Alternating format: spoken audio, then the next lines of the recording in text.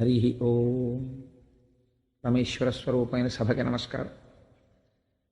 ఈనాడు మనం భాగవతంలో ఉన్నటువంటి నవమ స్కంధంలోంచి అంబరీషోపాఖ్యానాన్ని మీకు విజ్ఞాపన చేసే ప్రయత్నం చేస్తాను. సాధారణంగా అంబరీషోపాఖ్యానం అనేటప్పటికీ మనందరికీ జ్ఞాపకం వచ్చేది కార్తీక పురాణము అని. ఆ కార్తీక మాసంలో చదువుతూ ఉంటారు, కానీ దాన్ని ఎక్కడా కూడా అష్టాదశ మహాపురాణాల్లో ఎక్కడా చెప్పలేదు, ఉపపురాణాల్లో చెప్పలేదు. కానీ అది భగవత్ సంబంధమైనటువంటి విషయాన్ని, భక్తిని ప్రేరేపించేటటువంటి కొన్ని విషయాలతో కూడి ఉన్న విషయం యథార్థం. అందుచేత అదేదో తక్కువనో లేకపోతే దాన్ని పక్కన పెట్టేయమనో దాని గురించి నేను చిన్న చేసి మాట్లాడడానికి ఏం ప్రయత్నం చేయట్లేదు. అందులో ఈ అంబరీషోపాఖ్యానం గురించి వివరణ జరుగుతూ ఉంటుంది. అందుచేత మీ అందరికీ అంబరీషోపాఖ్యానం సుపరిచితమే. కానీ మనకి తెలుసున్న అంబరీషోపాఖ్యానాన్ని వ్యాస భగవానుడు ప్రతిపాదన చేసిన, దాన్ని పోతన గారు అద్భుతంగా ఆంధ్రీకరించిన, అందులో మనం తెలుసుకోవలసినటువంటి విషయాలు అనేక ఉంటాయి. ఒకానొకప్పుడు ఎప్పుడో అంబరీషుడు ఏకాదశి వ్రతాన్ని చేశాడు, లేదా ద్వాదశి వ్రతాన్ని చేశాడు. దుర్వాసో మహర్షి అక్కడికి వచ్చారు. దూర్వాసుడు అంటుంటారు. ఆ దూకి దీర్ఘం ఇచ్చి మాట్లాడకూడదు, దుర్వాసో మహర్షి. అందుకని దుర్వాసో మహర్షి అక్కడికి వచ్చారు. క్రోధాన్ని పూనేరు, శపించబోయారు. సుదర్శన చక్రం అడ్డు వచ్చింది. ఆయన అన్ని లోకములకు పరిగెత్తారు. ఏంటంటే అంత అవివేకి దుర్వాసో మహర్షి అయితే ఇంకా ఆయన మహర్షి అనబడేటటువంటి శబ్దము ఆయన పట్ల ఎలా ప్రయోగిస్తాం అసలు? మహర్షి శబ్దముతలం స్వార్జితై కర్మభిశుభై అంటారు వాల్మీకి మహర్షి రామాయణంలో. అంత గొప్ప శబ్దం కదా మహర్షి అన్న శబ్దం. ఒక మహర్షి అయినటువంటి దుర్వాసుడు సుదర్శన చక్రాన్ని ప్రయోగిస్తే లోకాలన్నీ తిరిగి నన్ను కాపాడండి అని పరిగెడుతుండడమా? ఆఖరికి శ్రీ మహావిష్ణువు యొక్క పాదముల మీద పడితే, అబ్బే నా వల్ల కూడా కుదరదయా, నువ్వు వెళ్ళి అంబరీషుడు కాళ్ళు పట్టుకో అంటే వచ్చి అంబరీషుడి కాళ్ళ మీద పడ్డామా? అంటే నేను అంబరీషుడిని తక్కువ చేసి మాట్లాడటం లేదు, ఆయన మహాభక్తుడు. అంతేనా ఈ కథ? లేకపోతే ఇందులో మనం ఇవాళ తెలుసుకోవలసినటువంటి విషయం ఏదైనా ఉందా? ఎప్పుడో జరిగిపోయి భూతకాలంలో జరిగిన ఒక కథ అది అనుకోండి, అయినా మనకేం దోషం లేదు. ఎందుచేతనంటే భాగవతాన్ని చదువుకోండని వ్రాయండని అమాయకుడయ్యో తెలివి తక్కువడయ్యో వ్యాసుడు రాయలేదు, పోతన గారు ఆంధ్రీకరించలేదు. అది కేవలము కథ అయి ఉండొచ్చు, అయినా కూడా మీ జీవితాన్ని ఉద్ధరించగలిగిన శక్తి దానికి ఉంది. భారతీయ వాంగ్మయానికి ఉన్న గొప్పతనం ఏమిటో తెలుసా అండి? చాలా జటిలమైనటువంటి వేదాంత విషయాన్ని కేవల వేదాంతంగా చెప్పరు. కేవల వేదాంతంగా చెప్పాలి అంటే దానికి అర్హులైన వాళ్ళు మాత్రమే సభలో కూర్చుని ఉండాలి. ఎందుచేత అంటే కేవల వేదాంతం మాట్లాడితే అందుకోగలిగిన శక్తి అందరికీ ఉండదు. కాబట్టి దాన్ని కథ ఎందు చొప్పిస్తారు, జరిగిన ఒక విషయాన్ని కలుపుతారు, కలిపి అందులో అద్భుతమైనటువంటి స్థితిలో వేదాంతాన్ని ఆవిష్కరిస్తారు. మీ జీవితాన్ని మీరు ఎలా గడుపుకోవాలో ప్రత్యక్షంగా చెప్పరు, నువ్విలా ఉండని చెప్పరు, ఆయన అలా ఉన్నాడని చెప్తారు. ఉండి ఆయన ఏం పొందాడో చెప్తారు. కాబట్టి నువ్వు అలా పొందాలనుకుంటే అలా ఉండు అంతే. ఇక నువ్వు ఇలా ఉండు అని చెప్పవలసిన అవసరం ఏముంది? నువ్వు ఇలా ఉండు అని చెప్పవలసిన అవసరం ఉంటే ఆధ్యాత్మిక సభకి వాడు అసలు రానిరాడు.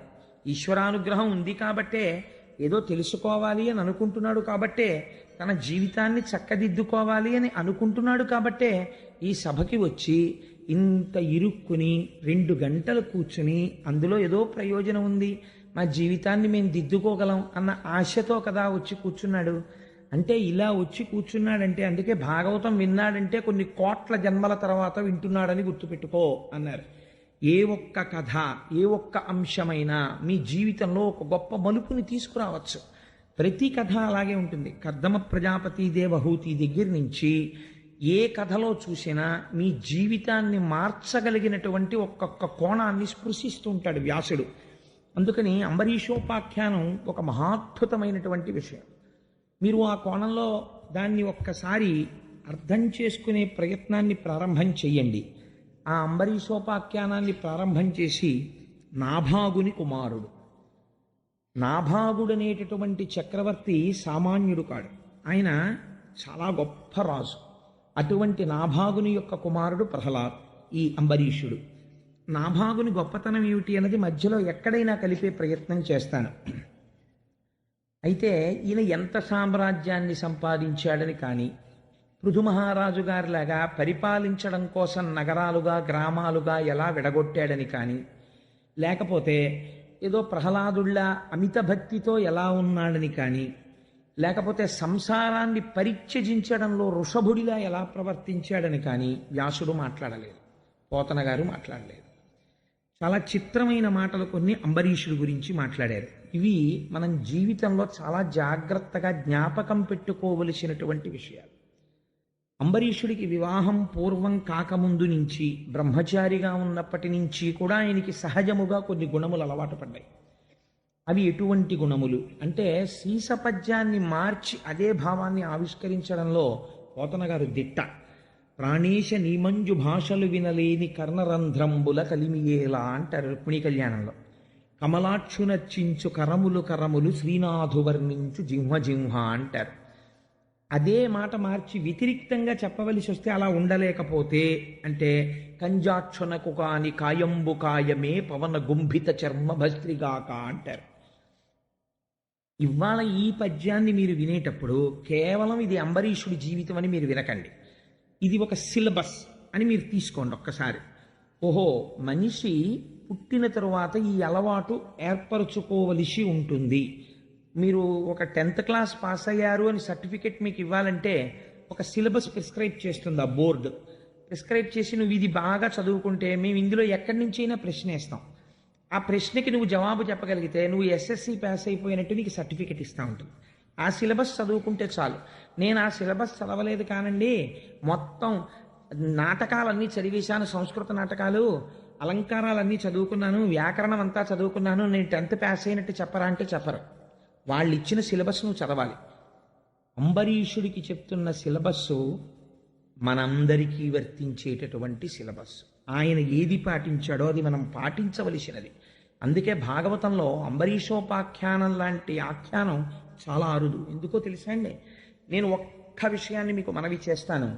బ్రాహ్మణ శాపాన్ని తప్పించుకున్నటువంటి కథ ఒకదాన్ని నాకు తీసి చూపించండి. చాలా కష్టం, చాలా కష్టంగా ఉంటుంది. ఎందుకనంటే బ్రాహ్మణ శాపము అంటే బ్రహ్మమును గూర్చి తపస్సు చేసి చేసి చేసి తన ప్రమేయం లేకుండా ఆ తపస్సు శక్తిగా పరిణమించినటువంటి వాడు, ఇంతటి శక్తి కలిగినటువంటి వాడు క్రోధమునకు వశుడైపోయి గభాలను శపించాడు అనుకోండి. ఆ శాపం నుంచి తప్పించుకున్నవాడు లేడు. ఈ తప్పించుకోలేకపోవడం అన్నది ఎక్కడి నుంచి ఎక్కడి వరకు ఉందంటే శ్రీమన్నారాయణుడి వరకు ఉంది. భృగు మహర్షి యొక్క భార్య ఇచ్చిన శాపానికి పరమేశ్వరుడంతటి వాడు అవతారములను స్వీకరించవలసి వచ్చింది. అది ఇందులో అంతర్గతం కాదు, దేవీ భాగవతంలో వస్తుంది. కాబట్టి తపస్సు చెయ్యడం ఎంత గొప్పదో అంత తపస్సు చేసిన వాడికి పక్కన క్రోధం ఉండడమో అంత భయంకరమైన విషయం. అన్నిటికన్నా ప్రపంచంలో ప్రమాదకరమైన వ్యక్తి ఎవరు అని అడిగారు అనుకోండి, మీరు అంబరీషోపాఖ్యానంలోంచి ఒక విషయం తెలుసుకోవాలి. చాలా గొప్ప అధికారం ఉండి చటుక్కున కోపం వచ్చే స్వభావం ఉన్నవాడు ప్రపంచమునందు ప్రమాదకరమైన వ్యక్తి. ఆ తర్వాత ఎన్ని మాటలు నాలుగు ఖర్చుకుని ఏం ప్రయోజనం చెప్పండి? ఆయన చూస్తే గొప్ప అధికారి, ఇలా పెన్ పెట్టాడా ఒకటి జీవితాన్ని శాసించగలడు. తర్వాత పశ్చాత్తాపడతాడా లేదా మీరు వదిలిపెట్టండి, కానీ అపారమైన కోపిష్టి, దేనికైనా కోపం వచ్చేస్తున్నాయి. ఇప్పుడు ఆయన సీట్లో కూర్చున్నాడు. ఇప్పుడు ఆయన పెన్ పెట్టాడు అనుకోండి, ఉపకారమైనా జరగచ్చు, అపకారమైనా జరగచ్చు. కానీ ఏ రోజు ఉపకారం జరుగుతుందనో అపకారం లేకుండా ఉంటుందనో మీరు ఊహించలేరు. అపారమైన అధికారము వయస్సు కొంత వచ్చే వరకు మాత్రమే ఉండేటటువంటి వ్యక్తి పక్కన ఉన్న క్రోధమే అంత ప్రమాదకరమైతే అనుష్ఠాన బలం చేత తపస్సు చేత విశేషమైన శక్తులు పొందినటువంటి బ్రాహ్మణుడే కావచ్చు, బ్రహ్మజ్ఞాని కావచ్చు, క్రోధమును విడిచిపెట్టలేకపోతే అంటే ఎక్కడి నుంచి వస్తుంది కోపం అంటే శంకర భగవత్పాదులు అంటారు, కామక్రోధశ్చ లోభశ్చ దేహే తిష్టంతి తస్కరాహ జ్ఞానరత్నాపహారాయ తస్మాత్ జాగ్రత్త జాగ్రత్త. వీళ్ళు బయట నుంచి రారు, ఇక్కడే కూర్చుంటారు. ఎప్పుడు తలెత్తుతాడు మీకు కూడా తెలియదు. తలెత్తాడు అనుకోండి మిమ్మల్ని వశుణ్ణి చేసుకుంటాడు. కోపానికి ఒక లక్షణం ఉంటుంది, కోపము చేత ప్రయోజనమును సాధించవచ్చు. కోపమును నటించడం వరకు మాత్రమే పనికి రావాలి. కోపం వచ్చినట్టుగా తను గట్టిగా మాట్లాడగలగాలి. కోపం వచ్చినట్టుగా కన్నెర్ర చెయ్యగలగాలి. కోపం వచ్చినట్టే అవతల వాడు భయపడాలి.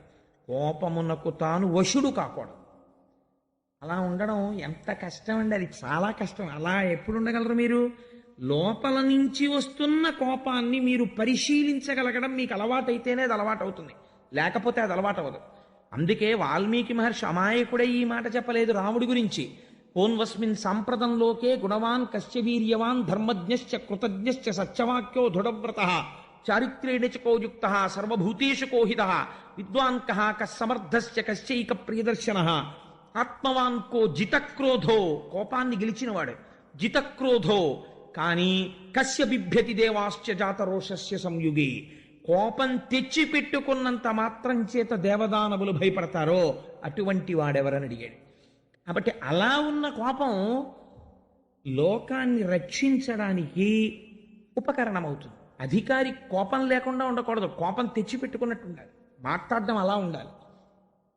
తప్పు జరిగితే ఆయన మాట్లాడే మాటలు వ్యగ్రతతో ఉండకూడదు, కానీ ఒక్క మాట మాట్లాడితే ఆ మాట అవతల వాణ్ణి మార్చగలిగినదై ఉండాలి. ఎడ్విన్ బి ఫిలిపో అంటాడు పర్సనల్ మేనేజ్మెంట్లో, an officer should not only have the power of administering the subjects that have been kept under his control, he should also equally have the capacity to counsel the subjects under him, and he should be able to synchronize the objective goals and personal goals అంటాడు. ఎంత గొప్ప మాట చూడండి. వ్యక్తి యొక్క లక్ష్యములను సంస్థ యొక్క లక్ష్యములను సమన్వయం చేసి అవసరమైన చోట కోపము నటించి తన కింద ఉన్నటువంటి వారికి సలహా ఇచ్చి వారి వ్యక్తిగత జీవితంలో ఉన్న ఇబ్బంది తెలుసుకుని తన సలహాతో తెచ్చిపెట్టుకున్న కోపంతో వాళ్ళ ప్రవర్తనని చక్కదిద్ది సమర్థతతో తానున్నది కుర్చీలో ఎందుకో తాను ఏ సంస్థ కొరకు అధికారిగా ఉన్నాడో సంస్థ ప్రయోజనాన్ని సాధించగలగాలి వ్యక్తి దగ్గర నుంచి. అలా పనిని రాబట్టగలిగినటువంటి సమర్థత ఉన్నవాడెవడో is called the able personal manager. And managers are born and seldom they are made అన్నాడు అంత పెద్ద రచయిత కూడా. అందుకే ఆ మేనేజర్స్ అన్నవాళ్ళు పుడతారు సహజంగా తప్ప అప్పుడప్పుడు తయారు చేయబడతారు. అందరూ క్వాలిఫికేషన్ వల్ల మేనేజర్స్ కాలేరు, ఎక్కడో తయారవుతారు. అందుకే మేనేజర్ కావాలంటే రామాయణం చదువుకున్నవాడే ఎఫెక్టివ్ మేనేజర్ కాగలడు నా దృష్టిలో. సరే, నేను ఈ విషయాన్ని మీకు ఇంతకీ ఎందుకు మనవి చేశాను అంటే, నేను సందర్భం లేకుండా ఈ విషయం ప్రస్తావన చేయలేదు. క్రోధము అన్నది, కోపము అన్నది ఏ స్థితికి తీసుకెడుతుందో మీకు చెప్పడం కోసం ఒక ప్రయత్నం చేశాను. ఇటువంటి ఒక తపస్వి శాపాన్నిస్తే లేదా వ్యగ్రతతో ప్రవర్తిస్తే దాన్ని తప్పుకున్నవాడు మనకి కనపడడు. అలా తప్పుకున్నవాడు ఎవరైనా ఉంటే ఈ సృష్టిలో నాకు తెలిసినంత వరకు అంబరీషుడు. ఇది ఈ చరిత్రకున్న గొప్పతనం. అలా తప్పుకోగలగడం అన్నది సాధ్యం అవుతుందా? అయింది. అంటే ఈయనంత తపస్సు చేశాడో ఆయనంత తపస్సు చేశాడా పోని. ఎందుకంటే ఒక సందర్భంలో జరిగింది అలాగా. శపించలేదు కానీ విశ్వామిత్రుడు వశిష్ఠ మహర్షి మీదకి అస్త్రాలు ప్రయోగించేశాడు. ఆయన ఈ మాత్రం దానికి లేచి నేను యుద్ధం చేయడం ఏమిటి, చికాగ్గా ఉంటుందని చెప్పి బ్రహ్మదండాన్ని ఇలా ఎదురుగుండా పట్టుకున్నాడు. పట్టుకుంటే ఆయన వేసిన అస్త్రాలన్నింటినీ ఇది గ్రసించింది అన్నారు వాల్మీకి మహర్షి. అప్పుడు ఆయనకి చాలా బాధ కలిగింది మనస్సులో. కలిగి మళ్ళీ తపస్సు చేశాడు. అందుచేత విశ్వామిత్రుడు వేసినటువంటి అస్త్రములను వశిష్ఠుడు గ్రసించగలిగాడు బ్రహ్మదండంతో తప్ప బ్రాహ్మణ శాపమును తప్పుకున్నవాడు కానీ శపించినవాడు పరిగెత్తవలసిన రోజు కానీ మనం కథల్లో ఎక్కడ వినలేదు ఇప్పటి వరకు. అలా చేయడానికి పోనీ ఈయన కూడా ఏమైనా తపస్సు చేశాడా అండి? అంబరీషుడు కూడా చాలా గొప్ప తపస్సు చేసి మహర్షిని దాటిన వాడైపోయి బ్రహ్మర్షి ఏమైనా అయ్యాడా? అలా కాకుండా మరి ఎలా తప్పుకున్నాడు? ఈ కోణంలో మీరు పరిశీలన చెయ్యండి. ఇప్పుడు మీకు గృహస్థాశ్రమం ఎంత గొప్పదో అర్థమవుతుంది. ఇప్పుడు మీరున్న ఆశ్రమం మీరు అలా తయారు కాగలిగిన ఆశ్రమం. ఆ ప్రయోజనాన్ని మీరు సాధించలేకపోతే, అది చెప్పలేకపోతే పురాణం అనవసరం అయిపోతుంది. అప్పుడు ఆ కోణంలో మీరు అంబరీషోపాఖ్యానాన్ని ఇప్పుడు ఒక్కసారి అర్థం చేసుకునే ప్రయత్నం చేయండి. అంబరీషుడు గురించి పోతన గారు అంటారు, చిత్తంబు మధురిపు శ్రీపాదముల యంద పలుకులు హరిగుణ పఠనమంద, కరములు విష్ణు మందిర మార్జనములంద, చెవులు మాధవ కథా శ్రవణమంద, చూపులు గోవింద రూపవీక్షణమంద, శిరము కేశవ నమస్కృతులయంద, పదములీశ్వర గేహ పరిసర్పణములంద, కామంబు చక్రి కైంకర్యమంద, సంగమచ్యుత జనతను సంగమంద, ఘ్రాణమసురారి భక్తాంఘ్రికమలమంద, రసన తులసీదళములంద, రతులు పుంజ సంగతులయంద, ఆరాజ చంద్రమునకు. ఎటువంటి స్థితిని అంబరీషుడు పొందగలిగాడు? చాలామంది మా మనస్సు చాలా ఖేదంగా ఉందండి, మనస్సు శాంతి లేదు, మనస్సు శాంతి లేదు అని ఒక మాట అంటుంటారు.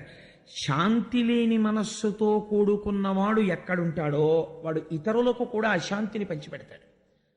తాను ప్రశాంతంగా హాయిగా ఎప్పుడు ఉండగలడు అంటే ఆయన చేస్తున్న తపస్సు ఇది. దుర్వాసో మహర్షి చేస్తున్న తపస్సు వేరు. హిమాలయ పర్వతాల మీద కూర్చుని తపస్సు చేశాడు. ఈయన చేస్తున్నాడు తపస్సు. ఎటువంటి తపస్సు? చిత్రమైన తపస్సు. చిత్తంబు మధురిపు శ్రీపాదముల యంద. ఆయన మనస్సు ఎప్పుడూ కూడా భగవంతుని యొక్క పాదముల యందు ఉండును. ఈ మాట మీరు కొంచెం జాగ్రత్తగా గమనించాలి. అసలు భక్తికంతటికీ మొదలెక్కడా? ఇక్కడే. అసలు మీ మనస్సు వెళ్ళి అక్కడ చేరితే కదండి భగవంతుడి గురించి భక్తి అన్నది ఏర్పడ్డాం. ఇప్పుడు నా కొడుకంటే నాకు ఎంతో ప్రీతి, వాడు ఎక్కడో ఉన్నాడు పాండిచేరిలో చదువుకుంటూ, అయినా నేను రోజు 4 మాటలు వాడిని తలుచుకుంటాను. లేవగానే ఓసారి సంధ్యావందనం చేసుకున్నాక నమస్కారం చేస్తాను, దూరంలో ఉన్నాడు నా బిడ్డని కాపాడు తండ్రి అంటుంటాను. రాత్రి పడుకోబోయే ముందు అయ్యో వీడు ఏం చేస్తున్నాడో, ఏం చదువుకున్నాడో, ఎలా పడుకుంటున్నాడో, ఏం తిన్నాడో ఒకసారి స్మరిస్తాను. నేను ఏదైనా ఒక మధురమైన పదార్థం తింటుంటే అయ్యో పాపం పిల్లవాడికి ఇది ఇష్టం, వాడు తింటలేదు, నేను తింటున్నాను అని అనుకుంటాను. ఎందుకు ఇన్ని మాటలు అనుకుంటున్నాను చెప్పండి? నాకు వాడి ఎందు ప్రీతి ఉన్నది కాబట్టి. ప్రీతి మీకు లేకుండా స్మరణము జరగదు. అసలు ముందు ప్రీసపోజిషన్, దాని ఎందు మీకు ప్రీతి కలగడానికి, మీకు స్మరణ కలగడానికి మీకు ఉండవలసినది ఏది? ప్రీతి ఉండాలి ఆ వస్తువు ఎందు. ఆ వస్తువు పట్ల మీకు మక్కువ ఉండాలి, ప్రేమ ఉండాలి, భక్తి ఉండాలి. ఉంటే స్మరిస్తారు. అలా స్మరిస్తే అన్నిటికన్నా గొప్ప భక్తి ఏది? మనస్సు దానిని తగులుకొని ఉండుటయే. అంతే భక్తి అంటే. ఎందుకు అలా తగులుకొని ఉండడము? ప్రయోజనం లేదు. అంతే. మనుష్య జన్మ ఎత్తాను కాబట్టి ఈ సమస్త చరాచర ప్రపంచమును నిర్వహిస్తున్నవాడు వాడు తప్ప అసలు అట్టే మాట్లాడితే వేరే వస్తువు లేదు. అందుకని నేను ఎప్పుడూ వాణ్ణి స్మరించకుండా ఉండలేక స్మరిస్తూ ఉంటాను. ఒక చిత్రమైన ప్రశ్న అడుగుతుంటారు కొంతమంది, ఏమంటే స్నానం చేసేటప్పుడు ప్రాతస్మరామి చదవచ్చా? ప్రాతస్మరామి అంటే ఏమిటంటే మనస్సుకు సంబంధించింది. నేను మిమ్మల్ని చదవద్దు అన్నాను అనుకోండి, మీరు స్మరించకండి ఈశ్వర పాదాలని. ప్రాతస్మరామిలో మీరు ఏం చేస్తారు?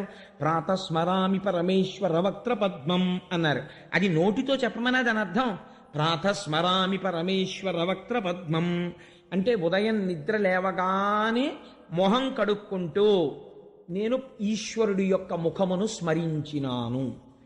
ఇది మీకు చాలా ప్రీతి ఉంది.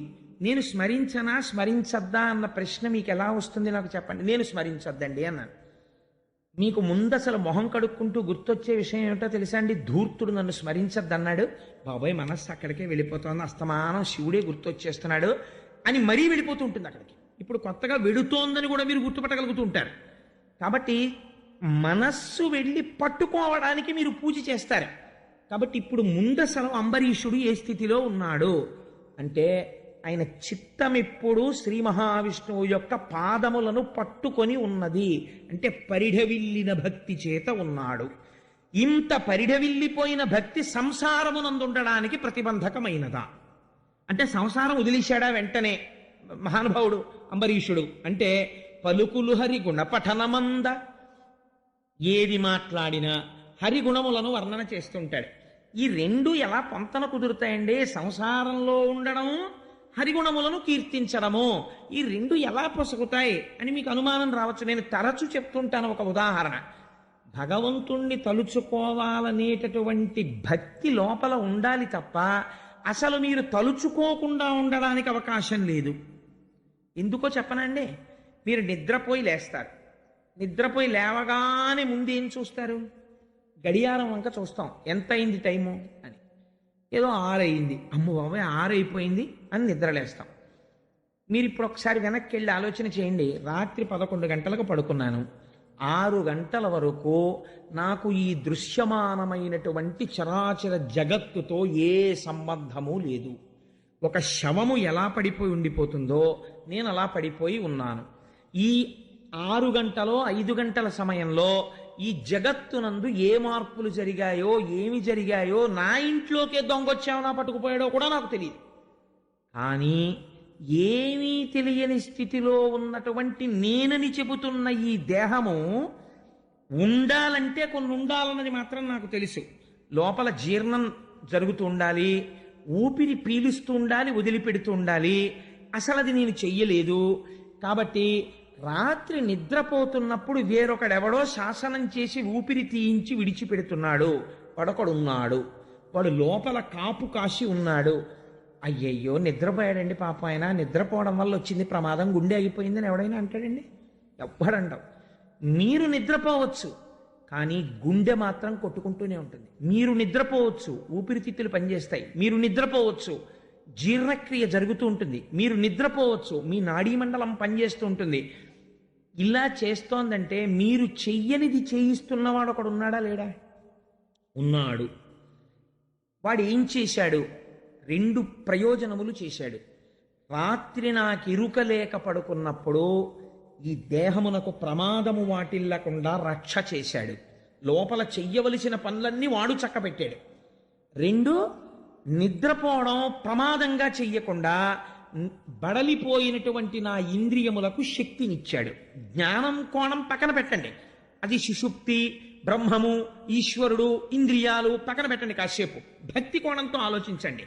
వాడు రాత్రి నిద్రపోతే మిమ్మల్ని ఏం కష్టపెట్టలేదే. వాడు ఏం చేశాడు? హాయిగా మీరు నిద్రపోతే మీ కంటికి మళ్ళీ బలం ఇచ్చేశాడు, చెవికి బలం ఇచ్చేశాడు, ముక్కుకు బలం ఇచ్చేశాడు, నాలుగుకి బలం ఇచ్చేశాడు. లేచి ఉత్సాహంగా మళ్ళీ తిరిగేస్తున్నారు. ఇప్పుడు మీకు ఈశ్వరుణ్ణి స్మరించడానికి మీకు ఏమిటి కష్టం? భగవంతుణ్ణి పూజామందిరంలోకే వెళ్ళి పూజించవలసిన అవసరం లేదని నేను అనను, ప్రారంభమునందు చెయ్యవలసిందే. కానీ స్మరణ భక్తి యందు పూజామందిరం అక్కర్లేకుండా పూజ నడిచిపోతుంది. పైకి లేచి ప్రకటంగా ఏం చెప్పక్కర్లేదు. ఏం ఆశ్చర్యం ఈశ్వర, 11 గంటలకు పడుకున్నానా, పడుకునేటప్పటికి మాడు నిప్పెడుతోందా, అలసిపోయి తెల్లవారి లేచేటప్పటికి నిప్పి తగ్గిపోయిందా, ఎంత ఉత్సాహం, కళ్ళల్లో పడిన ధూళికణాలన్నింటినీ పుసులుగా మార్చేసావా మెత్తగాను, మళ్ళీ కంటి మధ్యలో ఉంటే తీసుకోలేనని ఈ చివర ఉన్న కొలుకులోకి తీసుకొచ్చి పెట్టావా, నేను ఇలా అంటే బయటికి వచ్చేసేటట్టు. నువ్వే నీటి రూపములో ఉండి నాకు మళ్ళీ ప్రక్షాళన చేసుకోవడానికి అవకాశం ఇచ్చావా, వాయు రూపంలో ఉండి నాకు అందావా, నా ఇంద్రియముల బడలిక తీర్చావా, రాత్రి నేను పడుకుంటే నువ్వు ఊపిరి తీసి నన్ను కాపాడావా. ఈశ్వర నీకు నమస్కారం. ఒక ఉపకారం చేసిన వాడిని స్మరించడానికి మీకు బెంగ ఉండదు కదా. పోని మామూలుగా భక్తిగా ఉండలేమండి. ఒక్క ఉపకారం ఎవడో చేసి పెట్టాడండి, చేసి పెడితే మీరు వాడిని తలుచుకోరు, మీరు వెళ్ళలేకపోయారు. ఆయన స్టేషన్కి వెళ్ళి తిరుపతికి టికెట్లు తెచ్చిపెట్టాడు, మీరు ఏం చేస్తారు? మహానుభావుడు తిరుపతికి టికెట్లు తెచ్చిపెట్టాడండి, వెళ్ళి నేను వెడతానని. వెళ్ళకపోతే మర్నాడు ఆర్ఏసీ వచ్చేసిందిట, ఇబ్బంది పడిపోతాను, పాపం టికెట్లు తెచ్చిపెట్టాడని మీరు యాత్రకి వెళ్ళొచ్చే వరకు కృతజ్ఞత చెప్తున్నారే. మరి జీవితం ఉన్నన్నాళ్ళు వాడు మీకు ఉపకారం చేస్తున్నాడు, మీరు వాడిని స్మరించి వాడికి కృతజ్ఞత చెప్పడం భక్తే. ఇదే భక్తి, ఈ భక్తియే తపస్సు. కాబట్టి ఇప్పుడు ఏం చేస్తున్నాడు అంబరీషుడు? ఇలా ఉండడానికి గృహస్థాశ్రమము ఎలా ప్రతిబంధకము నాకు చెప్పండి. ఈ స్మరణమునకు గృహస్థాశ్రమం విరోధం అండి, నాకు ఎలా కుదురుతుంది? మా ఆవిడుంది, మా పిల్లలు ఉన్నారు, నేను ఎలా స్మరిస్తాను అని అంటే మీరు ఏం చెప్పాలి? నీ మనస్సు అసలు ఈశ్వరుడు ఎందుకు కుదురుకోలేదు, అందుకే నిన్న ఆలోచనలు వస్తున్నాయి. లేకపోతే కుదురుకోకపోవడం ఏంటి? నీకు కృతజ్ఞతా లక్షణం ఉంటే ప్రతి క్షణము ఈశ్వరుడే నీకు కనపడుచున్నాడు. కాబట్టి కరములు విష్ణు మందిరం అర్జనములందా. ఇప్పుడు ఈ ఉత్సాహం కలగగానే, కృతజ్ఞత కలగగానే ఏమనిపిస్తుంది? అయ్యయ్యో మనం ముందు స్నానం చేసి మందిరంలోకి వెళ్ళి ఈ లోపల ఉన్నవాడెవడో వాడు సాకారుడైనాడు బయట. లేకపోతే వ్యాసుడు వెర్రివాడై చెప్పాడా ఈశ్వరుడికో మూర్తుందని? సాకారంచ నిరాకారం నిర్గుణంచ గుణాత్మకం తత్వం తత్పరమం బ్రహ్మ ఇది వేదాంత డిండిమః అని శంకర భగవత్పాదులు చెప్పారు వేదాంత డిండిమంలో. సగుణ నిర్గుణా సాతు ద్విధా ప్రోక్త మనీషిభిః సగుణ రాగిభిः సేవ్యా నిర్గుణాతుర్ విరాగిభిః అని వేదవ్యాసుడు దేవీ భాగవతంలో చెప్పాడు. కాబట్టి ఈశ్వరుడు ఒకనాడు ఒక ఈ కంటితో చూడడానికి వీలైన రూపమును ధరించాడు. అంతటా నిండిన పరమాత్మని మీరు జ్ఞానము చేత ఉపాసన చేయలేరు, భక్తి చేత ఒక మూర్తిని మీరు ఉపాసన చేయగలరు. ఇప్పుడు ఆ మూర్తి కేవలము విగ్రహము కాదది, అంతటా నిండిన పరమాత్మని మీరు ఈ విగ్రహంలో చూస్తున్నారు. విగ్రహంలో ఈశ్వరుడు ఉన్నాడు, బయట ఈశ్వరుడు లేడంట లేదు. అంతటా ఉన్న ఈశ్వరుణ్ణి చూడలేని నా దైన్యమును గుర్తించి ఒక మూర్తి యందు చూసి పరవశించుచున్నాను. ఇది ఎక్కడికి వెళ్ళాలి? అంతటా చూడగలిగిన స్థితికి వెళ్ళాలి. కాబట్టి విగ్రహారాధనము దోషం ఎందుకు అవుతుంది? ఎప్పటికీ దోషం కాదది. అందుకని భగవంతుని యొక్క మూర్తి వంక చూసి పొంగిపోయి ఈ లోపల రాత్రంతా పని చక్క పెట్టిన వాడెవడో వాడే ఇక్కడ కూర్చున్నాడు నా ఇంటి ఈశాన్యంలో అని స్వామి నిన్న పొద్దున్న వేశాను పువ్వులు, అవి వడిలిపోయాయి, దుర్వాసన వస్తున్నాయేమో అని జాగ్రత్తగా నిర్మాల్యం తీసి మీరు పూజ చేయడంలో ఎంత ఆనందం ఉంటుందండి. ఇప్పుడు అది ఎప్పుడు ఉంటుంది? కృతజ్ఞతా లక్షణం ఉంటే ఉంటుంది. కృతజ్ఞతా లక్షణము లోపించిపోయింది అనుకోండి, బాగా జ్ఞాపకం పెట్టుకోండి, ఎన్ని గంటలు మీరు పూజ చేశారన్నది లెక్కలోకి రాదు. అది ఏమవుతుంది? అది రిచువల్ అంటారు ఇంగ్లీష్లో, ఒక తంతు కింద తయారవుతుంది. ఒక భయంతో చేస్తాడు పూజ. ఎలాంటి భయం తయారవుతుందో తెలుసా అండి? ఒక అలవాటు పెట్టుకుంటాడు, నేను రోజు విష్ణు సహస్రనామం చదువుతాను. ఎందుకు చదువుతున్నాడు విష్ణు సహస్రనామం అంటే అనంతమైన నామముల చేత చెప్పబడిన ఈశ్వరుడు అంతటా పరివ్యాప్తమై ఉన్నాడు అని తెలుసుకోవడానికి. కానీ ఇది ఏమవుతుందంటే, ఏదో టైం లేదు, ఇవాళ నేను విష్ణు సహస్రం చదవలేకపోతున్నాను, బాబాయ్ నన్ను భగవంతుడు కోసేస్తాడేమో, నువ్వు ఎందుకు చదవలేదు ఇవాళ అంటాడేమో, అందుకని గబగబా చదివేద్దాం. అప్పుడు ఆ పూజ ఏమైపోతుంది చెప్పండి? అది ఒక తంతు కింద తయారవుతుంది. గంట సేపు కూర్చుంటాడు పూజ దగ్గర. శంకరాచార్యులు వారు నిలదీశారు ఇలాంటి పూజల్ని. గభీరే కాసారే విశతి విజనే ఘోర విపినే విశాలే శైలే చ భ్రమతి కుసుమార్థం జడమతి సమర్ప్యై చేత సరసిజముమానాద భవతే సుఖేనావస్థాతుం జనయ్య నజానాతి కిమహో అని అడిగారు. ఎవడు తెమ్మన్నాడు నిన్ను ఇవన్నీ? ఒక్కటి పెట్టి చెయ్యి చాలు, పొంగిపోతాను నేనన్నారు. రేపటి రోజు మనం చేసే ప్రయత్నం అదే. ఒక పృథివీలింగాన్ని పెట్టి, పూజ అంటే నిబద్ధతతో కూడుకున్నది. అది సగుణమా అంటే కరచరణాదులు లేవు, లేవా అంటే ఉన్నాయి, కాబట్టి అది అరూపరూపి. కాబట్టి ఉపాసన యందు శివాభిషేకం చేస్తే పెద్దలు ఒక నియమం పెట్టారు, పైన వస్త్రం ఉండకూడదు, చొక్కా బనీను ఉండకూడదు. ఎందుకు ఉండకూడదండి అని ఓ ప్రశ్న వేస్తే, పోల్ మీద ఫీజు చేసేవాడు గ్లోవ్స్ ఎందుకు పెట్టుకుంటున్నాడండి? పెట్టుకోకపోతే షాక్ కొట్టి కింద పడిపోతాడు కనుక. ఇంట్లో ఫ్యూజ్ వేసుకుంటే అక్కర్లేదు, కానీ పోల్ మీద ఫ్యూజ్ ముట్టుకుంటే గ్లోవ్స్ వేసుకుని ముట్టుకోవాలి. అలాగే నువ్వు ఉపాసన యందు ఒక్కొక్క మెట్టెక్కుతున్నప్పుడు లోపల దృష్టికోణం పెరుగుతోంది కాబట్టి కొంచెం మర్యాదతో ప్రవర్తించాలి అక్కడ. అందుకని ఏం చేస్తావు? బనీన్ తీయండి అని ఒకడు బతిమాలక్కర్లేదు, నువ్వు తీయాలి. ఏడు దిక్కుమాలిన శరీరం ఏమైపోతుందో అరగంట తీసేస్తేను. ఉత్తరీయం వేసుకుని శాస్త్రం ఒక మాట చెప్పింది, నీకు రెండు కావాలి. ప్రపంచంలో మనుష్యుడిగా పుట్టావు కాబట్టి రెండు మరిచిపోకూడదు. ఏమిటది? ఒకటి అనుభవించడం కాదు, సుఖాల్ని అనుభవిస్తూ పోతే దానికి అంతే ఉండదు. పశువుకి మనిషికి తేడా ఎక్కడా? పశువు సుఖాన్ని అనుభవించడంలో ఎప్పుడూ అంతమును కోరదు. ఆకలేసింది పరిగెత్తుకెడుతుంటుంది, తింటూ ఉంటుంది, అంతే. దానికి మైథునం చెయ్యాలనిపించింది చేస్తుంది, పడుకోవాలనిపించింది పడుకుంటుంది, పరిగెత్తాలనిపించింది పరిగెడుతుంది, మలమూత్ర విసర్జన చేయాలనిపించింది చేసేస్తుంది తప్ప ఇది సుఖమా, ఇక్కడ పడుకోవచ్చా, ఇలా ప్రశ్నదేం వేయదు. నువ్వు వెయ్యగలవు, ఇది సుఖమా అని అడగగలవు. అందుకని సుఖాల్ని త్రోసిరాదనవచ్చా అనకూడదు. గృహస్థాశ్రమంలో ఉండి నువ్వు సుఖాన్ని అడగాలి. నా భార్యా బిడ్డలతో నాకు ఐశ్వర్యంతో నేను ఆనందంగా ఉండాలి. కానీ ఎలా ఉండాలి? తామరాకు మీద నీటి బొట్టులా ఉండాలి. ఇన్ని భోగముల మధ్యలో ఉండి ఈశ్వరుడి పాదాలు పట్టుకుని ఉండాలి. అలా ఉండడానికి వైరాగ్యం ఉండాలి. వైరాగ్యం ఉండాలి, భోగం ఉండాలి. రెండూ కలవాలంటే అపారమైన ఐశ్వర్యము కలగడానికి కస్తూరి జలంతో అభిషేకం చెయ్యాలి. మంచి జ్ఞాన వైరాగ్యములు కలగడానికి విభూతితో అభిషేకం చెయ్యాలి. మిగిలిన వాటి సారమంతా ఈ రెండింటిలోకి వచ్చేస్తుంది. అందుకే శివరాత్రి నాడు పురుషులందరితో అద్భుతంగా ఆ రుద్రాధ్యాయం చదువుతుంటే చక్కగా వరసలో వెళ్ళి విభూతి అభిషేకము కస్తూరి జలంతో అభిషేకము చేసుకునేటటువంటి అవకాశాన్ని దేవాలయం వారు కల్పించారు. సరే, అందుచేత కాబట్టి ఇప్పుడు ఏమైంది, ఆయన సంతోషంగా పూజ చెయ్యగలుగుతున్నాడు అంబరీషుడు. చెవులు మాధవ కథ శ్రవణమంద, చెవులు ఎప్పుడూ కూడా మాధవుడు అంటే లక్ష్మీదేవి యొక్క భర్త ఆయన కథాశ్రవణము కోసమని ఉత్సాహం పొందుతుంటాయిట. ఎందుకు పొందుతాయంటే ఈ ఐశ్వర్యం లేని వాళ్ళు ప్రపంచంలో కొంతమంది ఉన్నారు. చెవి ఉంటుంది, వినికిడి శక్తి ఉండదు. వాళ్ళు ఎంత పోగొట్టుకుంటున్నారో ఉన్నవాడికి తెలియదు. అది విచిత్రం. ఉన్నవాడు హాయిగా వెళ్ళి వినగలడు. వినగలిగిన శక్తి ఈశ్వరుడిచ్చిన ఐశ్వర్యం. వీడు దాన్ని వేరు పనులకు ఉపయోగిస్తున్నాడు. లేనివాడు తినడానికి లేక ఏడుస్తున్నాడు. ఉన్నవాడు దుర్వ్యసనములకు వాడి ఏడుస్తున్నాడు, రోగాలు తెచ్చుకొని. ఇద్దరూ దరిద్రులే. అలా వినడానికి ఐశ్వర్యము లేనివాడు వినలేక ఏడుస్తున్నాడు. వినడానికి చెవులు ఉండి వినక ఒకడు బాధపడుతున్నాడు, దరిద్రుడి. అలాంటి వాడు కాడు. ఈశ్వరుడిచ్చిన ఈ ఐశ్వర్యమును ఈశ్వరుని కొరకు వాడుతున్నవాడు. అందుకని మాధవ కథాశ్రవణమందు పూనిక ఉన్నవాడు, నేను వినాలి అని వింటున్నవాడు. చూపులు గోవింద రూప వీక్షణమంద, ఆ చూపులు చూసేటప్పుడు ఆర్తితో చూసే చూపు వేరు, ఆర్తితో చూడని చూపు వేరు. కొడుకు ఒక 3 నెలల తర్వాత హాస్టల్ నుంచి వచ్చాడు అనుకోండి, చొక్కా విప్పి బనీ నిప్పి అక్కడ పెట్టగానే తండ్రి చూస్తాడు, తల్లి చూస్తుంది. తల్లి చూడడం ఎలా చూస్తుందో తెలుసా అండి?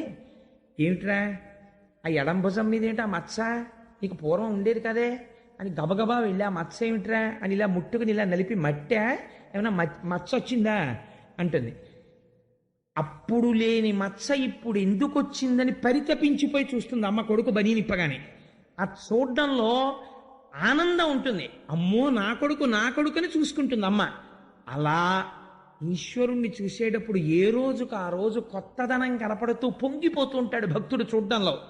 అందుకని శిరము కేశవ నమస్కృతుల యంద, ఈశ్వరుడు శిరస్సు ఇచ్చినది దేనికి అంటే పెద్దల ముందు భగవంతుడి ముందు వంచి నమస్కరించమని. లేకపోతే బుద్ధిస్థానము వంగని నాడు నీకు నిశ్చయాత్మకమైన శక్తి ఎక్కడి నుంచి వస్తుంది ఈశ్వరుడి ముందు? కాబట్టి ఆ భగవంతుని ముందు వంగేటటువంటి శిరస్సున్నవాడు. కామంబు చక్రి కైంకర్యమంద, కామము దోషము. ఎలా? కేవలము లౌకికమునందుంటే. కామము వరము ఎప్పుడు? భగవదాభిముఖ్యాన్ని పొందితే. ఈశ్వరుడి యొక్క సేవ కావాలి అని కోరుకున్నాడు అనుకోండి, ఆయనకి కామం ఉందా లేదా అంటే కామం ఉంది. కామం అంటే కోరిక. మీరు ఇంకో రకంగా అర్థం చేసుకోకండి. కోరిక ఉన్నది. ఒక ఆయనకి ఏం కోరిక ఉన్నది? ఊటీ వెడదామని ఆయన కోరుకున్నాడు. ఇంకొక ఆయనకి కోరిక ఉన్నది, వెంకటాచలం వెడదామని కోరుకున్నాడు. ఇప్పుడు ఆయనది కామమే, ఈయనది కామమే. ఈ రెండు కామములలో ఒకటి కామమైన బంధించకుండా రక్షణ వైపుకి నడిపించేస్తోంది. ఇంకొక కామము కామమే, కానీ అది బంధనమునకు గురి చేస్తోంది. ఎందుకని? ఇటువైపు వెడుతున్నది ఉన్న కట్లు విప్పించుకోవడానికి, ఇటువైపు వెడుతున్నది కొత్త కట్లు కట్టించుకోవడానికి. కాబట్టి ఏమవుతోంది? కామమే మారుస్తుంది. అందుకే లలితా సహస్రంలో అమ్మవారు చేత్తో పట్టుకున్న 4 ఆయుధాల్లోనూ ఆ మనోరూపేక్షుకోదండా పంచతన్మాత్రసాయక నిజారుణ ప్రభాపూరమజ్జద్బ్రహ్మాండమండల. ఆ తల్లి ఆ చేతిలో మనస్సు అనేటటువంటి కోదండాన్ని పట్టుకుంటుంది. కామక్రోధములు పక్క పక్కనే ఉంటాయి. కోరిక తీరితే సుఖం, తీరకపోతే క్రోధం. కాబట్టి కోరిక ఈశ్వరాభిముఖం అయిపోయింది అనుకోండి, ఆయన తీర్చకపోవడం అన్నది ఉండదు. అయ్యప్ప స్వామి వారి దర్శనం చేసుకుందామని వచ్చాడు అనుకోండి, హాయిగా వచ్చి అయ్యప్ప స్వామి దర్శనం చేసుకెళ్ళిపోవచ్చు. అదే మీరు ఒక లౌకికుడు ఇంటికి వెళ్ళారనుకోండి, వాడు ఉండొచ్చు, ఉండకపోవచ్చు, ఉండి లేనని చెప్పించవచ్చు. కాబట్టి ఈశ్వరుడు అలా ఎప్పుడూ చెప్పించాడు. నేను ఇక్కడ లేనని చెప్పేవాడికని ఎవరికి చెప్పడం. కాబట్టి కామము ఈశ్వరానుగ్రహం వైపుకి నడిస్తే అది మీకు సిద్ధించి తీరుతుంది. అందుకని కోరిక ఉత్తమమైనది ఎప్పుడు ఈశ్వరుడి వైపుకి తిరిగింది అంబరీషుడికి. ఘ్రాణమసురారి భక్తాంఘ్రి కమలమంద. ఇదో చిత్రమైనటువంటి విషయం. భగవంతుడి పాదములకు నమస్కారం చెయ్యడం అనేటటువంటిది చాలా సామాన్యమైనటువంటి విషయం. ఎందుకని అంటే పెద్ద భక్తి లేని వాడు కూడా చేస్తాడు. ఇప్పుడు ఇలా సభలో ఉండగా వెంకటేశ్వర స్వామి వారు గభాలను ఆకాశంలోంచి పట్టు పీతాంబరం కట్టుకుని ఇలా ఒక్కసారి తప్పుకోండి అంటూ కిందకి దిగారనుకోండి, గబగబా మీ అందరూ అటు తిరిగి స్వామి పాదాల మీదకి గబగబా నమస్కారం చేసేస్తారు. ఎవరైనా ఒకవేళ కాకినాడలో ఒక 30 నిమిషాలే ఉంటానయ్యా మళ్ళీ వెళ్ళిపోవాలి, నేను రాజమండ్రి వెళ్తాను ఇక్కడి నుంచి 8 గంటలకి అన్నాడు అనుకోండి వెంకటేశ్వర స్వామి, నేను ఒక ఉదాహరణకి చెప్తున్నాను.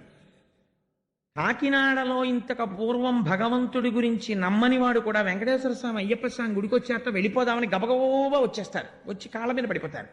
పెద్ద విశేషం ఏముందండి? ఎందుకైనా మంచిది, ఒక బెనిఫిట్ ఆఫ్ డౌట్ ఒకటి ఉంటుంది. ఎందుకైనా మంచిది ఉందేమో ఓ శక్తి, అది ఏమైనా చేస్తుందేమో, ఓ అగ్రత్త పుల్ల చూపించి ఇలాంటి గొడవ వదిలిపోతుంది, మనకి ఎందుకున్నాడో లేడో, అందుకని ఇలా అనేసి వెళ్ళిపోతాడు. భగవంతుణ్ణి నమ్మిన వాడు ఉన్నాడు అనుకోండి, వాడి కాళ్ళకి దండం పెట్టాలనుకోండి అహం వస్తుంది. ఏమిటి, నాకు తలకాయింది వాడికి తలకాయింది, నాకు కాళ్ళు ఉన్నాయి వాడికి కాళ్ళు ఉన్నాయి, నాకు చేతులు ఉన్నాయి వాడికి చేతులు ఉన్నాయి, వాడి కాళ్ళకి నేను నమస్కారం పెట్టండి, నేను పెట్టక్కర్లేదంటే. భాగవతుల కాళ్ళకి దండం పెట్టాలంటే వినయం ఉండాలి, అలా పెట్టడం భీష్మాచారులు వారికి చెంది. అంతటి స్థితికి వెళ్ళి కూడా పెద్దలు కనబడితే వంగి వంగి వంగి వంగి దండాలు ఇట్టేవట మహానుభావుడు. అందుకని భక్తాంఘ్రి కమలమంద, భగవంతుడికి నమస్కారం చేయలేదు, భగవంతుణ్ణి నమ్ముకున్న భాగవతులు కనబడితే వాళ్ళ పాదముల వాసన ముక్కుకి పట్టేటట్టుగా పడేవట వాళ్ళ పాదాల మీద. ఎంతటి గొప్పవాడో చూడండి, ఎంత చిత్రమైన మాట అండి. నేను ఫలానా వారికి నమస్కారం చేశానండి అనేవాడు ఉంటాడు, ఆయన పాదాలకి నమస్కారం చేసినప్పుడు ఈ వాసన వస్తుంది అనేవాడు ఉంటాడు. అంటే ఎంతసేపు ఆ పాదాల మీద పడిపోయి ఉండాలి అని ఆయన పాదాల దగ్గర ఏదో వాసన అండి అన్నాడు అనుకోండి, మళ్ళీ తప్పు. ఆయనకి ఏం కనపడేదో తెలుసా అండి? ఆయన పాదాల్లోంచి పద్మముల సుగంధం వస్తుండేది. ఎందుకని? అమ్మో, ఈ పాదాలు ఎప్పుడు నా స్వామి చుట్టూ తిరిగే పాదాలు, ఇవి పద్మాలు, ఆయన లక్షణం వీటికి వచ్చిందనేవాడు. అందుకని ఆయనకు అలా కనపడేది. ఇది అంబరీషుడి యొక్క స్థితి. ఇప్పుడు చెప్పండి, అంబరీషోపాఖ్యానం సామాన్యమైందా? ఏ స్థితిని తప్పు, అలా నోళ్ళవి ముయ్యకండి, పక్కకి తీసుకెళ్ళండి బాబుని, అంతేగాని రసన తులసీదళములందా ఆ నాలుకకి ఏది పడితే అది రుచి చూపించాలని ప్రయత్నం చేసేవాడు కాదు. మీకు అసలు దీన్ని గెలిస్తే అన్ని గెలిచేసినట్టేనండి. మీకు ధూర్తుడైనటువంటి ద్వారపాలకుడు ఒకడు ఉంటాడు ప్రపంచంలో. లోపలున్న ఆఫీసర్ గారు మంచివాడు, బయట నుంచి ఉన్నటువంటి ద్వారపాలకుడు చాలా ధూర్తుడు. వాడు మెహర్బానీ వెలగబెట్టేస్తుంటాడు. ఏంటండి ఇలా వచ్చారంటే, సరే ఆఫీసర్ గారిని కలవాలని. అబ్బే భలేవరే, 15 రోజుల క్రితం పేర్లు ఇచ్చిన వాళ్ళు వెళ్ళలేదు ఇప్పటికంటాడు. లోపలున్న ఆయన కాదు, ఆయన ఎవరు వచ్చినా పంపరా అంటాడు. కానీ దరిద్రం ఏంటంటే పాప ఆయన తెలియదు వీడెవడో వచ్చాడు. అలా ఇది గర్భాలయం, దీనికి పాపం ఏమీ ఉండదు. ఇది ఆకలిస్తే అయా లోపల పదార్థం అయిపోయిందండి ఇంకేమైనా పెట్టండి అని అడుగుతుంది. మీరు అందులో పాలు పోసినా, కాస్త పరవన్నం పెట్టినా, లేకపోతే ఇంత పులిహార పెట్టినా, ఓ 2 ఇడ్లీలు పెట్టినా, ఇడ్లీ మేస్టారు వద్దండి అని అదేం అందం. ద్వారపాలకుడు ఇక్కడ ఉంటాడు, వీడికి ఏమిటో తెలుసా అండి, అసలు పచనం చేసి జీర్ణం చేసి శక్తినిచ్చేది ఇది. వీడి పని ఏమిటంటే ఆఫ్టర్ ఆల్ లోపలికి పంపిస్తాడు అంతే. వాడు ఏమిటంటాడంటే, అలా పంపమండి 5 నిమిషాలు అయింది పప్పనే పెడతారంటే మార్చండి అంటాడు. అంటే అప్పుడు మళ్ళీ కూర కలపాలి. దీనికోసం ప్రపంచంలో ఎన్ని కోట్లు ఖర్చు అవుతుందో మీరు ఆలోచించండి. లేకపోతే ఇంత పప్పు, ఇన్ని కూరలు, ఇన్ని పులుసులు, ఇన్ని పచ్చళ్ళు ఎక్కడి నుంచి వచ్చాయండి? ఎందుకండి? ఒక్క పదార్థంతో సరిపెట్టచ్చు. ఇది ఎప్పుడు అడగలేదు వెరైటీ, వెరైటీ అంతా దీంది. అందుకని ఇన్ని అడిగితే ఒక్కొక్కసారి ఇది ఏమంటుందో తెలుసా? ఏమన్నా ఆకలేసింది అన్నాను, ఏమన్నా పెట్టమన్నాను, అదేంటండి ఇక్కడ దాటిపోయి ఇక్కడికి వస్తోంది, ఇంకా పంపించకండి బాబోయ్ అంటుంది. అంటే ఏంటి, ఆ టోకెన్ల కోసం రష్ ఎక్కువైపోయిన గోపాలకృష్ణ గారు పడిపోయిన ఆవేదనలాగా ఇది నిండిపోయి ఇంకా పంపద్దో అంటే భలేవాడివే, రుచి ఎంత బాగుందో అని ఇది ఓ పెట్టేస్తుంటుంది లోపలికి. బాధ దీనికే అన్నీ పంపేసి ఏమంటుందో తెలుసా అండి, పులిత్రేడుపులు వచ్చేస్తేనే జీర్ణం అవలేదు, కొంచెం సోడా పట్టారా అంటాడు కొడుకుని. మళ్ళీ ఇదోటి. ఈ పైకి చాలా తేలిగ్గా కనపడుతుంది, ఇంద్రియాన్ని గెలవడం అంత తేలిక కాదు. దీన్ని గెలవగలిగారు అనుకోండి, నోరు మొయ్యి అవేమక్కర్లేదు, కాస్త తులసి దళం నోట్లో వేసుకో, ఎందుకు నీకు ఏమిటి రుచి, తిను ఏం పర్వాలేదు, ఈశ్వర నివేదనమైనటువంటి ప్రసాదము, నువ్వు ఇవాళ ఇంత పులిహార ఇంత చక్కెర పొంగలి తిని శరీరమును నిలబెట్టవచ్చు అని చెప్పారనుకోండి. ఏమంటే గుళ్ళో సమోసాలు నైవేద్యం పెట్టరా అండి అని అడిగాడు ఒక ఆయన.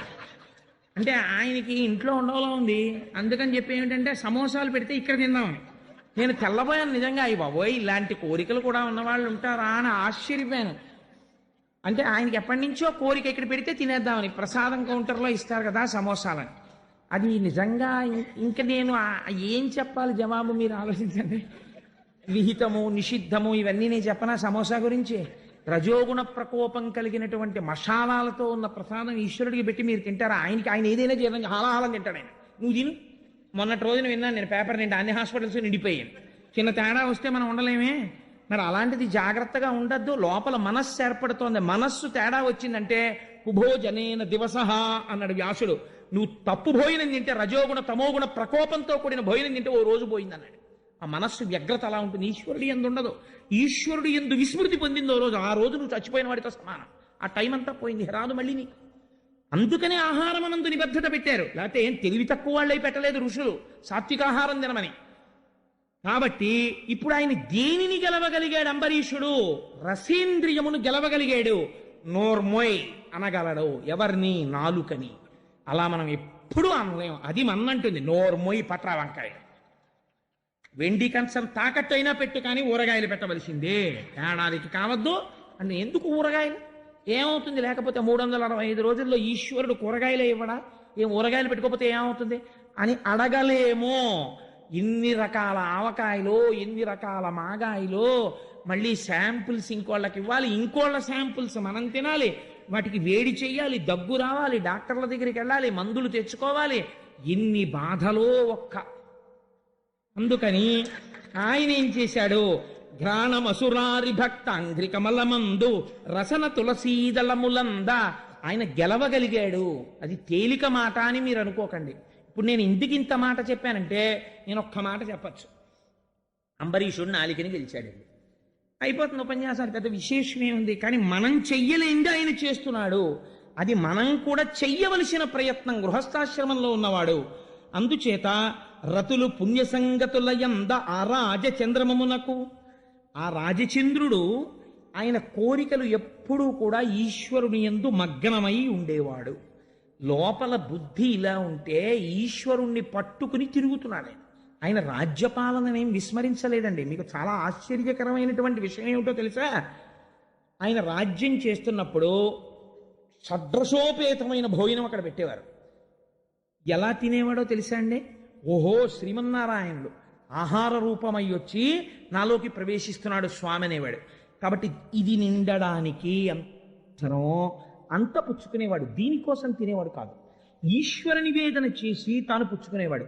ఈశ్వరుడికి నివేదన చేసేటప్పుడు సత్వగుణ ప్రధానమైన పదార్థం పెడతాం కాబట్టి ఆయనకి పెట్టి తాను తినాలి కాబట్టి అలా తినేవాడు. ఎవరైతేనైనా మాట్లాడుతున్నాడు అనుకోండి, అబ్బా టైర్ అయిపోయానండి ఇంకనేవాడు కాదు. ఎందుకని? శ్రీమన్నారాయణుడు వస్తున్నాడు నన్ను చూడడానికి, అస్తమానం ఎన్ని రూపాల్లో వస్తున్నాడో నా స్వామి అనేవాడు. అందుకే పోతన గారు ఎంత గొప్ప పద్యం ఇచ్చారంటే, హరియని సంభావించును హరియని దర్శించునంటూ నాఘ్రాణించున్ హరియని రుచిగొనదలచును హరిహరిఘను అంబరీషు అలవియ పొగడన్. అంబరీషుణ్ణి మేం పొగడలేమన్నారు. ఎందుకని? ఒక్కటే కారణం. హరియని సంభావించును.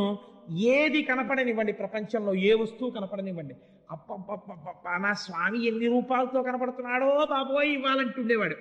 విష్ణు సహస్రనామం పట్టుకుని సహస్రశీర్షవదన అని లలితా సహస్రం పట్టుకుని అనడం కాదు, బయటికి వచ్చి విశ్వం అది విష్ణు సహస్రానికి మొదటి మాట. అంతటా నా స్వామి ఎన్ని ముఖాలతో ఉన్నాడో అనగలిగితే, ఇలా అనకుండా నువ్వు అనగలవా? ఇన్ని ముఖాలతో అయ్యవారిని చూస్తుంటే అలా అనగలిగాడు అంబరీషుడు. అంతటా ఈశ్వర దర్శనం చేశాడు. హరియని దర్శించు అంటూ నాఘ్రాణించు. ఏదైనా వాసన చూస్తే ఈ వాసన కూడా హరే, శ్రీమన్నారాయణుడే ఈ వాసన రూపంలో ఉన్నాడు అని పీల్చేవాడు. ఏదైనా ముట్టుకుంటే ఇది శ్రీమన్నారాయణుడే, పంచభూతములుగా ఆయనే ఉన్నాడని ముట్టుకునేవాడు. హరియని రుచిగొన్నదలచును. నాలుకకు పెట్టేటప్పుడు ఎలా పెట్టేవాడో తెలుసా అండి? తను తింటున్నానని తినేవాడు కాదు, ఇది శ్రీమన్నారాయణుడని నాలుక మీద పెట్టుకునేవాడు. హరిహరిఘను అంబరీషున లవియ పొగడన్. ఇలాంటి వాడిని పొగడడానికి అబ్బబ్బా అనకూడదు. కాబట్టి పోతన గారెంత అందంగా పద్యం పూర్తి చేశారని చూడండి. హరిహరి ఈయన్ని పొగడం ఎవరికి తరం రా అన్నారు. ఆయన కూడా అంబరీషుడు గురించి చెప్పడం మొదలెట్టినంత మాత్రం చేత పద్యంలో హరిహరి పడిపోయింది. అంబరీషుడు గురించి విన్నంత మాత్రం చేత నీలో జీవితంలోకి హరిహరి ఎందుకు ప్రవేశించదు? ఆంతరమునందు మీకు ఒక అభయాన్ని కటాక్షిస్తున్నారు. అతనికి ఇహమాని హరులందు కరులందు ధనములందు గేలి వనములందు పుత్రులందు బంధుమిత్రుల యందును పురమునందు అంతిపురమునందు. చిత్రమైన మాట అండి ఇది. ఇలాంటి వాటి గురించి చెప్పాలంటే సాధికారత కలిగినటువంటి మహాపురుషుల నోటి వెంటే అతనికి కరులందు అంతఃపురాల మీద కోరిక లేదు, ఏనుగుల మీద కోరిక లేదు, గుర్రాల మీద కోరిక లేదు, ధనం మీద కోరిక లేదు, ఓ ఉద్యానవనాల మీద కోరిక లేదు, కొడుకుల మీద కోరిక లేదు, బంధుమిత్రుల మీద కోరిక లేదు, రాజ్యం మీద కోరిక లేదు, అంతఃపురం మీద కోరిక లేదు. ఎక్కడున్నాడు ఇవన్నీ కోరిక లేనివాడు? అక్కడే ఉన్నాడు. అదేమిటండి మరి అంత కోరిక లేనివాడు అక్కడ ఎలా ఉంటున్నాడు? భార్య మీద కోరిక లేదు, భార్యతో ఉన్నాడు. అంతఃపురం మీద కోరిక లేదు, అంతఃపురంలో ఉన్నాడు. కొడుకుల మీద కోరిక లేదు, కొడుకులతో ఉన్నాడు. రాజ్యం మీద కోరిక లేదు, రాజ్యం వెళ్తున్నాడు. ఇలా ఎలా ఉంటాడు అంటే దీన్ని కర్తవ్యనిష్ట అంటారు. వెర్రిగా వేలాడడం లేదు.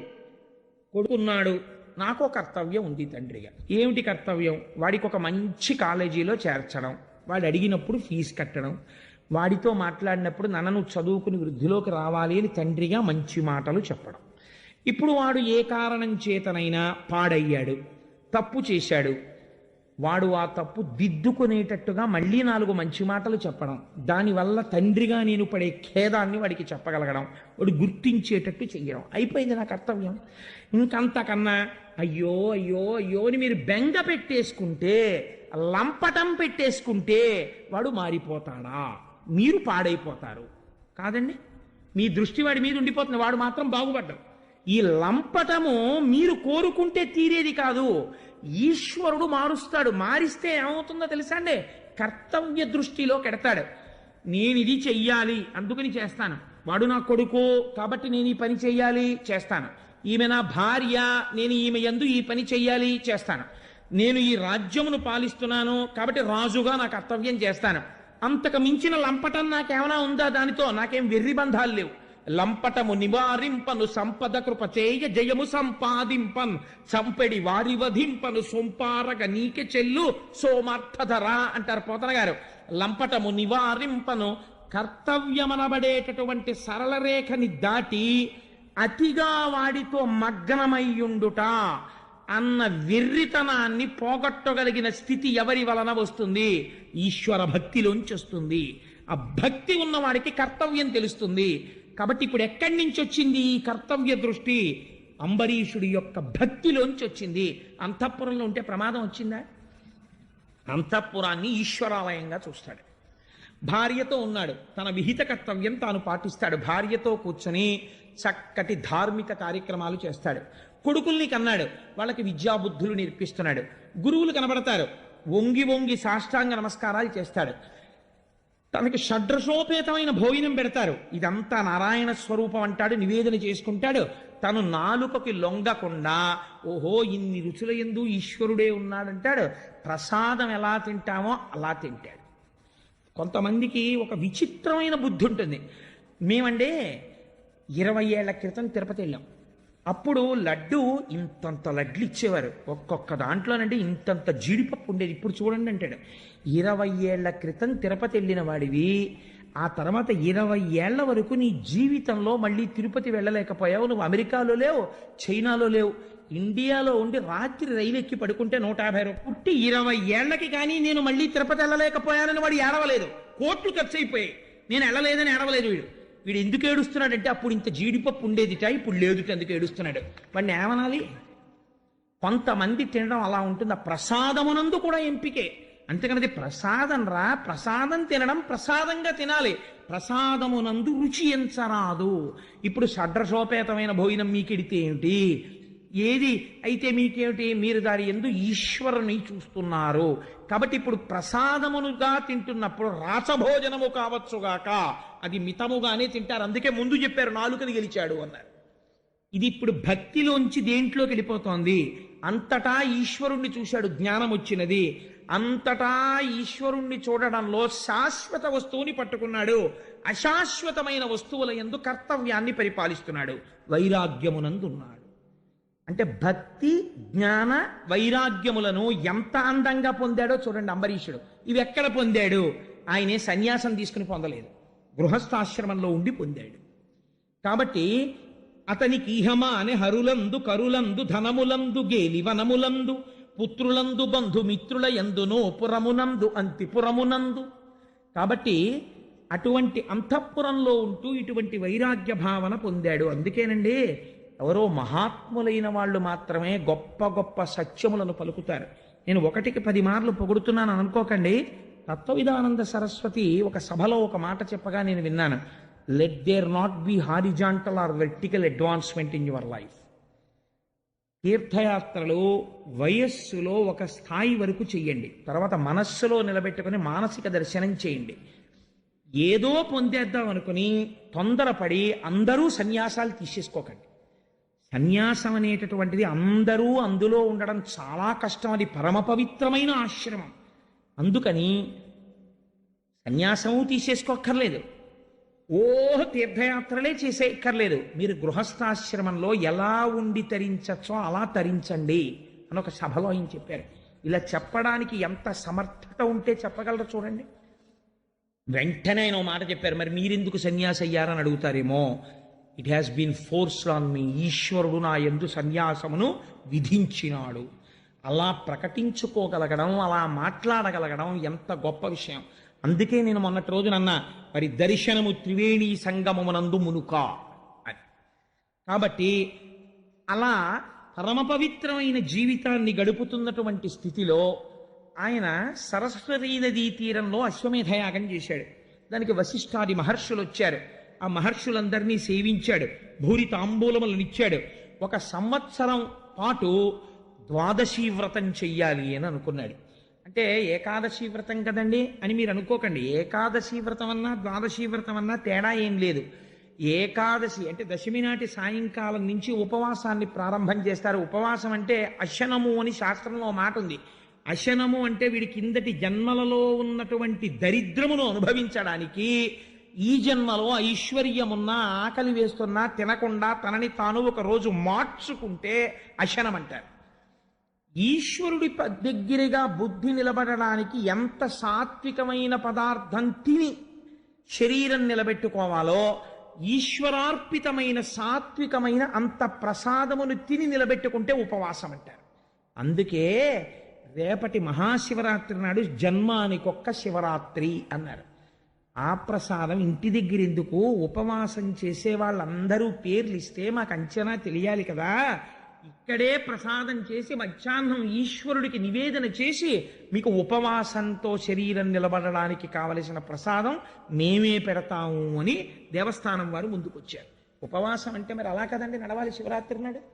కాబట్టి ఏకాదశి వ్రతం చేస్తున్నాడు. ఏకాదశి నాడు ఉపవాసం చెయ్యాలి, ద్వాదశి నాడు పారణ చెయ్యాలి. పారణ అంటే ఎంత తొందరగా వీలైతే అంత తొందరగా పదార్థాన్ని తినేయచ్చు.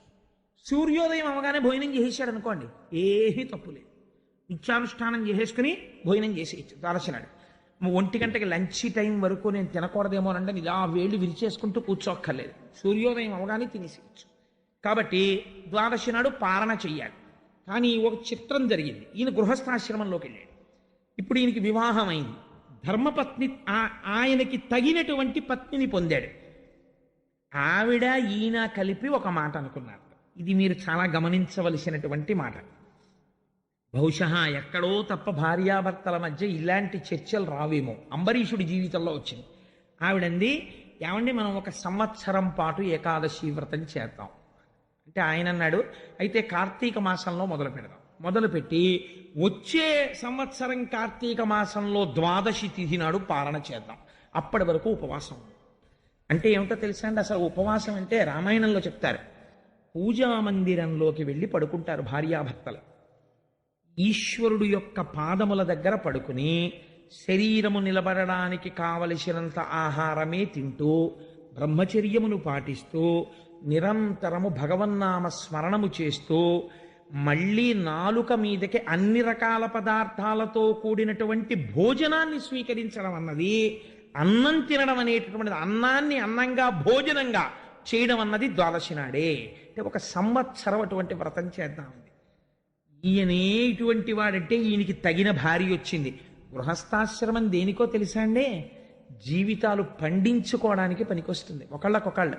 అందుకే గృహస్థాశ్రమం గురించి ఒక మహానుభావుడు అన్నాడు, అది పడవ తెడ్డు అన్నాడు. నాకు ఎంత నచ్చిందో ఆ మాట నిజంగా. మీరు చూడండి, పడవ నడుస్తుంది. పడవ నడవాలంటే ఏం వేస్తారు? తెడ్డు వేస్తారు. తెడ్డు ఎక్కడ పెట్టి వేయాలి? పడవలో పెట్టే వేస్తారు. పడవకే ఇలా 2 గాడిలు ఉంటాయి. ఆ 2 గాడిల్లో తెడ్డు పెట్టి ఆయన అలా కూర్చుని, ఆయన ఎక్కడో కూర్చుని తెడ్డేయడు, ఈ పడవలోనే కూర్చుంటాడు. కూర్చుని ఈ పడవకున్నటువంటి 2 గాడిల మధ్యలో తెడ్డు పెట్టి ఏదో అలవోకగా పాట పాడుతూ ఇలా ఊగుతూ ఈ తెడ్డెత్తి నీటి వెనకాతలకి గుచ్చుతాడు. గుచ్చి ఇలా లాగుతాడు. లేకపోతే నీటిని భూమిలాగా తెడ్డుపడి ఇలా వెనక్కి నీటిని తోసి ఆ శక్తితో పడవని ముందుకు తోస్తుంది. ఏ నీటి యందు నువ్వు ప్రయాణం చేస్తున్నావో, ఏ నీటి యందు పడిపోకూడదు అనుకుంటున్నావో, ఆ నీటి యందే పడవ ఉంది, తెడ్డు ఉంది, దాటేవాళ్ళు ఉన్నారు. ఆ నీటిని వెనక్కి తోస్తూ తెడ్డు నడుపుతోంది. తెడ్డును ఆధారం చేసుకుని పడవ నడుస్తోంది. పడవ లేకుండా ఉట్టినే నించుని తెడ్డేయమనండి, వేయలేడు. తెడ్డు లేకుండా పడవ నడపమనండి, నడపలేడు. పడవ, తెడ్డు, కింద నీరు, ఈ నీరే ప్రతిబంధకం వెళ్ళడానికి. ప్రతిబంధకమైనటువంటి నీటిని తనకి అనుకూలంగా మార్చుకుంటున్నాడు. పడవలోనే కూర్చుని పడవకి తెడ్డును వాడుతూ.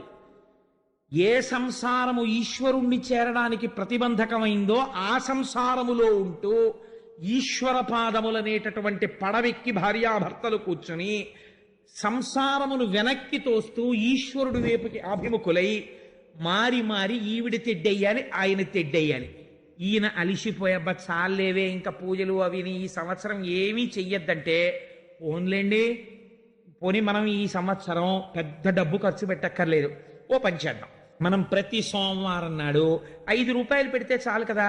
ప్రతి శనివారం నాడు 5 రూపాయలు పెడితే ఇన్ని తులసి దళాలు వస్తాయి. పోనీ ఈ సంవత్సరం ఏదో ఇల్లు కట్టాం, గృహప్రవేశం చేసాం, మనం అంతా డబ్బు పెట్టుకోలేము, అస్తమానం యాత్రలు చేయలేము అన్నారనుకోండి, ఆల్ రైట్, నేను ఒప్పుకుంటాను మీ మాట. కానీ ఈశ్వర పూజ వద్దనకండి. ప్రతి శనివారం చక్కగా ఇన్ని తులసి దళాలు తెచ్చుకుని మీరు నేను తెల్లవారు లేచి కూర్చుని విష్ణు సహస్రం మీరు ఓం కేశవాయ నమః అంటుండండి. నేనేమో తులసి దళాలు వేస్తుంటాను స్వామికి. చక్కగా నీరాజనం ఇద్దాం, ఇంత పులిహార చేసి స్వామికి నివేదన చేసుకుందాం. ఈ ఏడాదంతా ప్రతి శనివారం తులసి దళాలతో శ్రీమన్నారాయణార్చన చేసుకుందాం అందనుకోండి. ఇప్పుడు ఏమైంది? ఇప్పటిదాకా తెడ్డేసిన ఆయన అలిసి కూర్చుంటే ఆవిడందుకుని పడవ నడిపిస్తుంది. ఇప్పుడు ఇద్దరూ మారి మారి తెడ్డు వేసి ఇద్దరూ ఆ పడవలోనే కూర్చుని ఎక్కడికెడతారు? ఆవలి ఒడ్డుకి వెళ్ళిపోతారు. ఇప్పుడు నీరు ప్రతిబంధకం అయిందా? అవలేదు. ఏ నీటిని దాటడానికి పడవెక్కాడో నీటిని దాటుతున్నాడు, ఆ నీటిలోనే తెడ్డేసుకుంటూ వెడుతూ. భార్యాభర్తల గృహస్థాశ్రమం ఈశ్వరుణ్ణి చేరడానికి అలా ఉండాలి. కాబట్టి అంబరీషుడు అలా చేశాడు. సంవత్సరం ఏకాదశి వ్రతం చేద్దామండి అంది. ఏమండి, మీరు అంబరీషోపాఖ్యానం మామూలుగా విన్నారనుకోండి, మన గృహస్థాశ్రమంలో మీరు ఎలా తరించాలో ఏమిటి అర్థం అవుతుంది? అందులో నేర్చుకోవలసిన విషయాన్ని ప్రతిపాదిస్తున్నాడు పోతనామాచ్యుడు. కాబట్టి సంతోషంగా సంవత్సరం పాటు ఏకాదశి వ్రతాన్ని పూర్తి చేసేశారు. అయిపోయింది. ఏకాదశి తిథి అయిపోయింది, తెల్లవారింది, సూర్యోదయం అయింది, సంవత్సరం అయింది. సంవత్సరం పాటు చేసినటువంటి ఏకాదశి వ్రతం పరిపూర్ణమైనది. ఎప్పుడు యజ్ఞం ఉన్నదనుకోండి, యజ్ఞాన్ని అసంపూర్తిగా మీరు ఆపేశారనుకోండి, పూర్ణాహుతి అవ్వకుండా, ఆ యజ్ఞం పూర్తయినట్టు లెక్కకి రాదు, యజ్ఞ ధ్వంసం అయిపోతుంది. దక్షయజ్ఞంలో పరమశివుడు పూర్తి చేయించాడు యజ్ఞాన్ని. అలాగే నిన్నను బలిచక్రవర్తి యజ్ఞం చేస్తుండగా శ్రీ మహావిష్ణువు వచ్చారు, భృగువుని పిలిచి శుక్రాచార్యుల వారిని పిలిచి నువ్వు ఆ యజ్ఞం పూర్తి చేయని చెప్పి పూర్తి చేయించి వెళ్ళారు.